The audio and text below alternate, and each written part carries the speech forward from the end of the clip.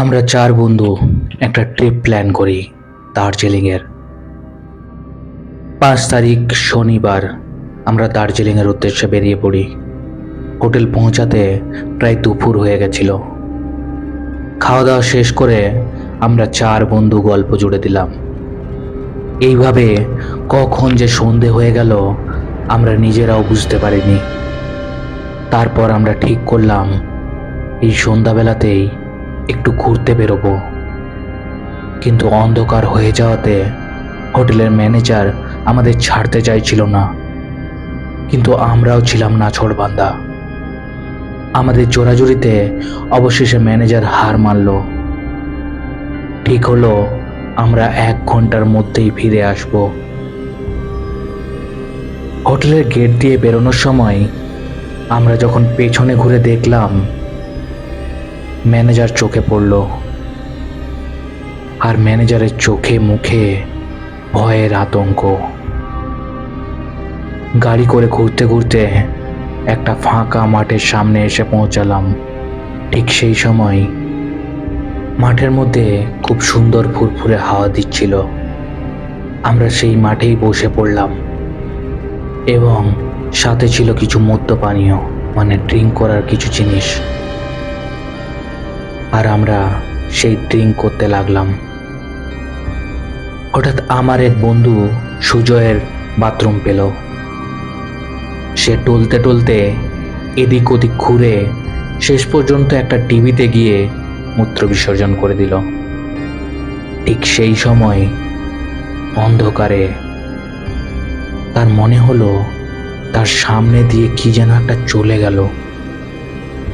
সে আঁতকে উঠল, উঠে পিছনে সরে আসলো আর চেঁচিয়ে উঠল। আমরাও সঙ্গে সঙ্গে সেখানে ছুটে গেলাম। মোবাইলের টর্চ চালিয়ে কোনো প্রাণীকেই দেখতে পেলাম না, কিন্তু ফোনের আলোতে আমরা অন্য একটা জিনিস দেখে থমকে গেলাম।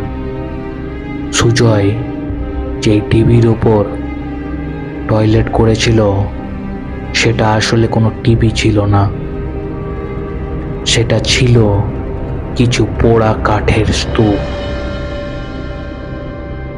অন্ধকারে এটাকে টিভি মনে হচ্ছিল।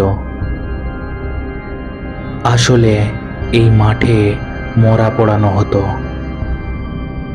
এটা একটা মরা মানুষের চিতা ছিল, যেটা এখন আর জ্বলেনি, চলতে চলতে বুঝে গেছে। এটা দেখে আমাদের সবার নেশা চটে গেল। আমরা যতই শহুরে ছেলে হই না কেন, দিনের বেলা যতই গর্ব করে বলি যে আমরা ভূতে বিশ্বাস করি না, কিন্তু এই অন্ধকার ফাঁকা মাঠে চিতার কাঠ দেখলে যে কোনো সাহসী মানুষের বুকের ভেতরটাই আঁতকে উঠবে। আমরা আর সময় নষ্ট না করে গাড়িতে উঠে বসি। তখন সময় ছিল রাত্রি 8টা। গাড়িতে বসে কোনো রকমে হোটেল রুমের উদ্দেশ্যে রওনা দিই। গাড়িটা মনে হচ্ছে যেন চলছেই, তার গন্তব্যে সে যেন আর কখনো পৌঁছাবে না। ঘোর কাটল একটা ঘন্টার শব্দে। বুঝলাম আশেপাশেই হয়তো কোনো মন্দির রয়েছে। তারপর ঘড়ি দেখলাম, তখন বাজে রাত্রি 9টা 15। প্রায় 1 ঘন্টা 15 মিনিট ধরে আমরা গাড়ি চালিয়ে যাচ্ছি। যেখানে হোটেল পৌঁছাতে মাত্র 5 মিনিট সময় লাগে, আমরা 1 ঘন্টা 15 মিনিট গাড়ি চালিয়েও হোটেল পৌঁছাতে পারিনি। কিছু একটা খটকা লাগলো আমার। পকেট থেকে যেন ফোনটা বের করে গুগল ম্যাপ অন করলাম। গুগল ম্যাপের লোকেশন দেখে আমার মাথা থেকে ঘাম ঝরতে লাগলো। গুগল ম্যাপে দেখাচ্ছে আমরা হোটেল থেকে এখনো 1 ঘন্টা দূরে আছি। অর্থাৎ আমরা হোটেল অতিক্রম করে কখন চলে এসেছি তা আমরা নিজেরাও বুঝতে পারিনি। তার থেকেও বড় প্রশ্ন, আমরা 5 মিনিটের দূরত্ব কিভাবে 1 ঘন্টা 15 মিনিট হয়ে যাওয়াতেও বুঝতে পারিনি। বাকিদের কথাটা জানাতে তারাও আতঙ্কিত হয়ে উঠল।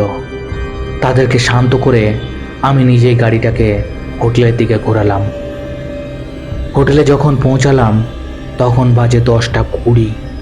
হোটেলের গেট দিয়ে ঢুকতে যাব, ঠিক তখনই লক্ষ্য করলাম ম্যানেজার গেটের মুখে দাঁড়িয়ে। সে আমাদের ইশারা দিয়ে গেটের বাইরেই থাকতে বলল। আমরা তো হতবাক হয়ে বাইরেই দাঁড়িয়ে রইলাম।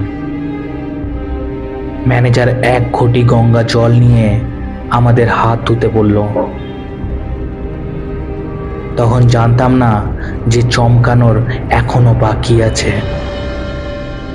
সাদা ধবধবে গঙ্গা জল দিয়ে আমরা হাত ধুলাম, কিন্তু যখন আমরা সেই জল আমাদের হাতের মধ্যে নিলাম এবং হাত থেকে যখন সেই জল মাটিতে পড়ল, তখন সেই জলের রং টকটকে লাল হয়ে উঠল। তারপর ভালো করে হাত মুখ ধুয়ে মাথায় একটু গঙ্গা জল ছিটিয়ে আমরা হোটেলের মধ্যে ঢুকে পড়লাম। সেই রাতে আর খাওয়া দাওয়া হয়নি, কোনো রকমে রুমে এসে শুয়ে পড়লাম। পরের দিন সকালে আমাদের রুমে ম্যানেজার এসে হাজির। সে বলল, চিন্তা হচ্ছিল তোমাদের জন্য, তাই চলে আসলাম। এবার বলো তো কাল রাতে কি হয়েছিল।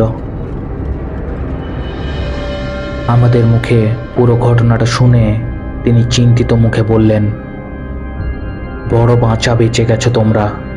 কাল রাতে তোমাদের ওপর কোনো শক্তিশালী প্রেত ভর করেছিল।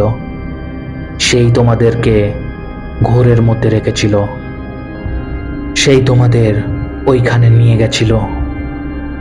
হয়তো কোনো ক্ষতি করার ইচ্ছে হয়েছিল তার। আমি কাঁপা কাঁপা গলায় জিজ্ঞেস করলাম, ক্ষতি? কিরকম ক্ষতি? ম্যানেজার বাবু বললেন, হয়তো আশেপাশের কোনো খাদে বা নদীতে ফেলে দিত তোমাদের গাড়িটা। কথাটা শুনে আমার মনে পড়ে গেল কাল রাতে দেখা খাদের কথা। গাড়িটা যেখানে আমাদের থামিয়েছিলাম, ঠিক তার সামনেই একটা বড় খাদ ছিল। ম্যানেজার বাবু বললেন, কিন্তু আমি তো এটা বুঝতে পারছি না, সে তোমাদের অত দূরে নিয়ে যাওয়ার পরেও ছেড়ে দিল কেন?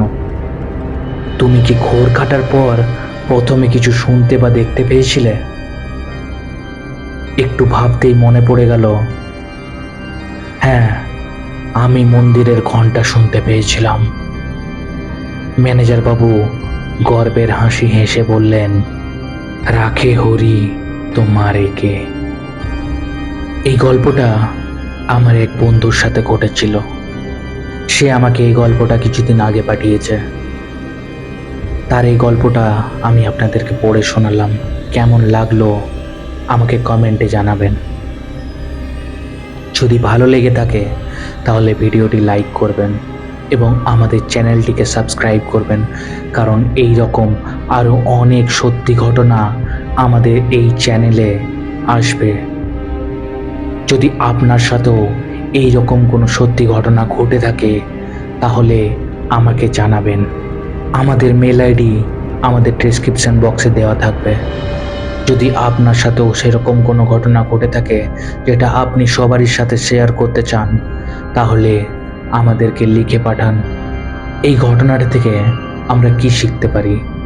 এই ঘটনাটা থেকে আমরা ছেলেরা বিশেষ করে এই জিনিসটা শিখতে পারি যে যেখানে সেখানে টয়লেট করা একদমই উচিত নয়। সকলকে ধন্যবাদ এই ঘটনাটা শোনার জন্য। দেখা হবে পরের ভিডিওতে।